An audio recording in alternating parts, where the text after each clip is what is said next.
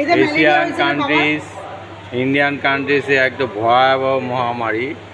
Traditional ওয়েতে আমাদের Indian কালচারে অ্যান্ড্রোকাপিস প্যানিকুলাটা, যেটা আমরা বলি কালমেঘ পাতা, এটা ইউজ হয় ওরালি।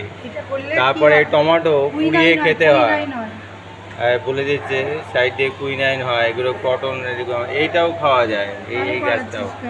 আর এদিকে নিচে এই গাছটাও করতে পারলাম না কাজে, স্টেফোনিয়া জাপানিকা।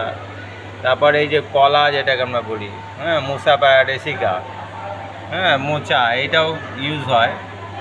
আর পরে অ্যান্ড্রোকাপিস প্যানিকুলাটা। আর ডায়রিয়া, ডিসেন্ট্রিতে এই গাছগুলো ইউজ হয়। আমরা চিনি সবাই গ্রাম বাংলায় কদম ফুল।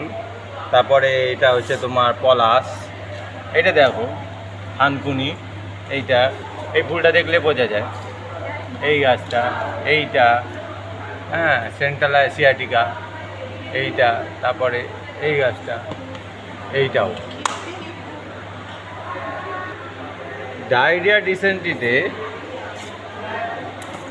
ওলাউটা, কলেরা, পেট খারাপ, এই গাছগুলো খুব ভালোভাবে অল্টারনেটিভ মেডিসিনে ব্যবহার করা হয় ওষুধ হিসাবে। এটা অগ্নিশিখা বলে, গ্রাম বাংলা বা অনেকে বাগানে কাজেও ব্যবহার করে।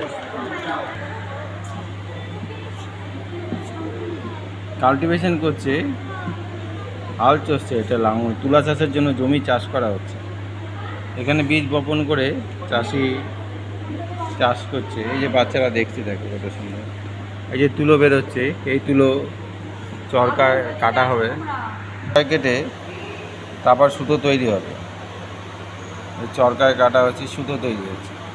তারপরে এটা হ্যান্ডলুমে যাচ্ছে, ওই যে ঘরের ভেতরে, চালার ভেতরে হ্যান্ডলুম, তাঁত, সেই তাঁতে শাড়ি, চাদর, এগুলো সব তৈরি হচ্ছে। এই প্যাকিং হয়ে বাজারে চলে যাচ্ছে। দেখুন, এই যে পলাশ, এখানে হলুদ রঙের বা কমলা রঙের রং তৈরি হয়, হরিতকি হলুদ রং তৈরি হয়। কমব্রিটেসিয়া, শিউলি ফুল থেকেও বিভিন্ন ধরনের ওষুধ এবং রং তৈরি হয়। ব্লু কালার তৈরি হয়।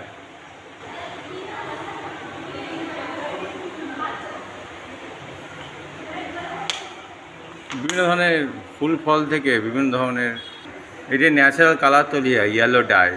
ওয়াটার লিলি থেকেও তৈরি হচ্ছে নীল রঙের রং, এটা তৈরি হয় ব্রাউন রং। গাছ থেকে